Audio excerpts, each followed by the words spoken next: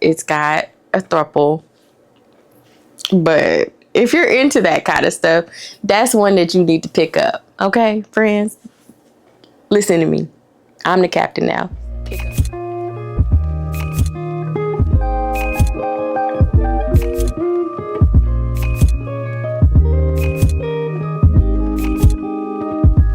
What up, Search fam? Sade here.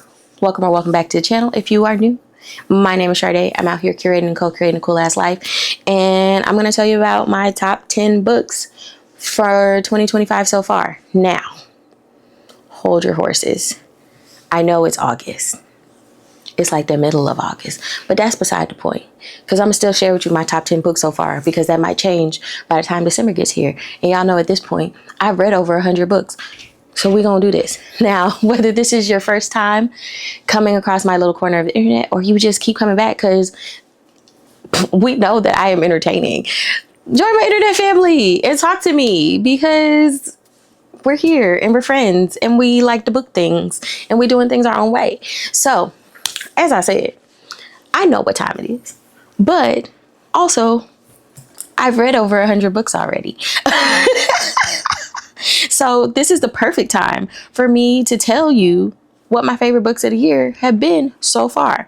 And this is going to be quick, because I am not going to belabor you with the premise of the books and things like that, because I've talked about all of these at this point already. So you can go back to some of the other reading wrap-ups and get a sense of some of these books. If you see me looking down, it's because I got the handy dandy iPad, because all of the books on the list I don't own and or are digital copies, or they in my office, because that happens too.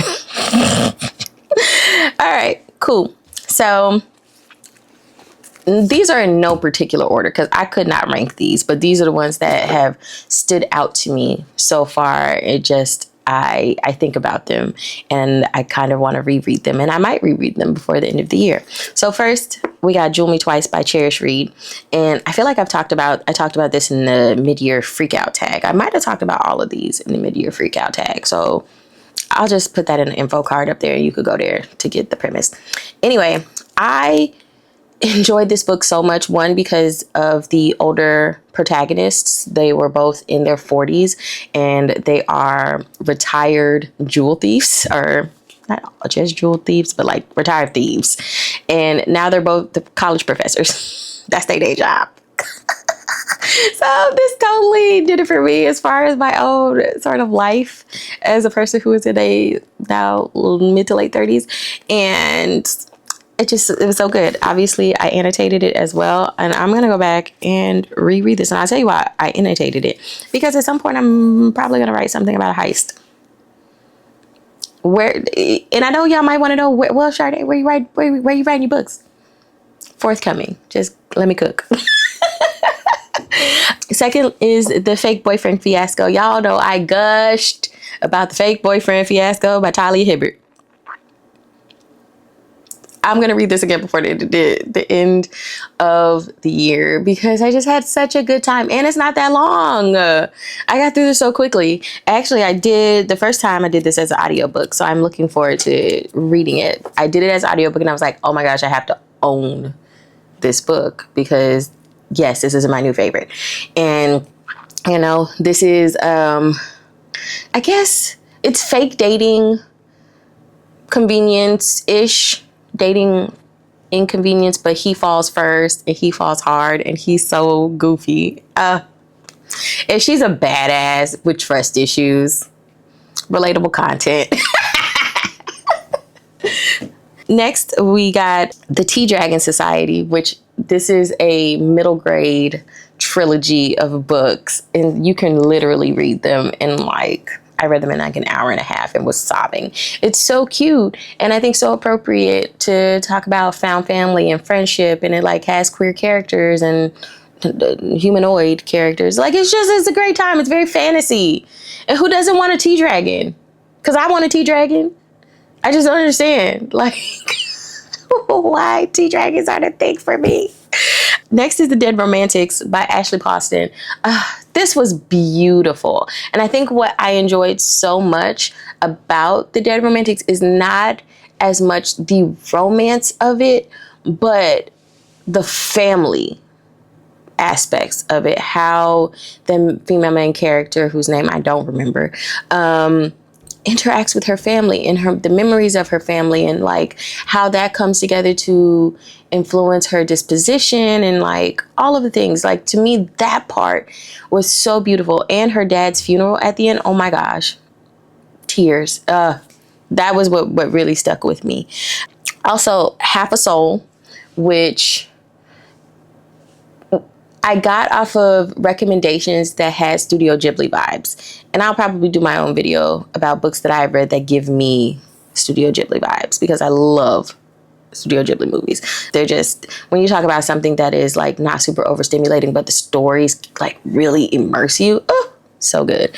And so I love this one because it is about, like, the main character is very neurodivergent coded, but it's through the lens of fantasy, right? And her disposition, her sort of inner monologue, and how she interacts with the world, I thought was just really beautifully done. And like the sort of intrigue and mystery of the story, with them trying to figure out why the kids are going and people are going catatonic, and like, oh, it was fun. That was a fun read. Y'all have heard me talk about Sky Full of Elements. Like, this is not new around here. I've been talking about it all year. This is part of my personality at this point. Like, no big deal. It such a good reimagining, such a good debut book. Oh, if you haven't read it, child, pick it up. Get the audiobook. Do what you got to do, but you need to take that one in. It was so good. As well as A Song for Ricki Wilde, which I have to get a hard copy of that, because when you talk about beautifully written, sort of like at times heart-wrenching love stories, and like the sort of magical realism aspect of it, that it's intergenerational in various ways, and you know how the resolutions were so satisfying. Tia Williams, girl, you did your thing on that one. That was I still think about A Love Song for Ricki Wilde, and I read that back in January or February, and yeah, so good. Next is Voyage of the Damned. Y'all have heard me talk about Voyage of the Damned.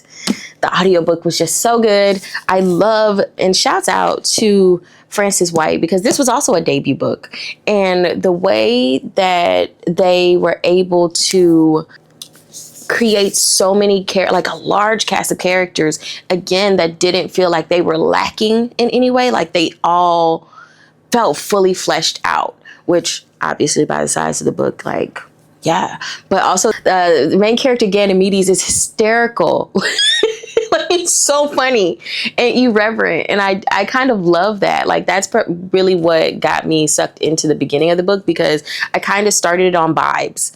I didn't really have, like, I read the summary and I was like, oh, okay, sure. And I just was, by the end, I was like, wow. So yes, that's in my top 10. Y'all just heard me talk about this one too. Say Seducing Gold, because I just read the sequel to that self-same metal. So this is the Forge and Fracture series. There will be at least one more book in this one, and it was just so good. And the fact that it like breathes new life into Elizabethan London and Shakespeare and things like that. And as someone who's read Shakespeare kind of extensively when I was in college, like, the reimagining was just so fun and just so well written. I can't wait for the next book.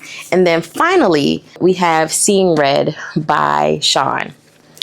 Y'all already know how I feel about my girl Shon. And this, I love that she's doing a series, like a spinoff of her Kingstown novellas, which is set in Bliss Peak, which is not far from Kingstown, and that they're reimaginings of fairy tales. So this one reimagines not Goldilocks, Little Red Riding Hood. Child, it's early, but this imagines Little Red Riding Hood, and it's good. Read the trigger warnings. This is Why Choose. It's got a throuple. But if you're into that kind of stuff, that's one that you need to pick up. Okay, friends? Listen to me. I'm the captain now. Pick up any of my top 10, actually. But pick up Seeing Red, chat. You'll thank me later. As always, friends, don't forget to like, comment, subscribe. Let me know how you feel about any of these books, whether you've read any of these books, in my comment section or the downstairs area, as I call it. And I will see you in the next one. Bye.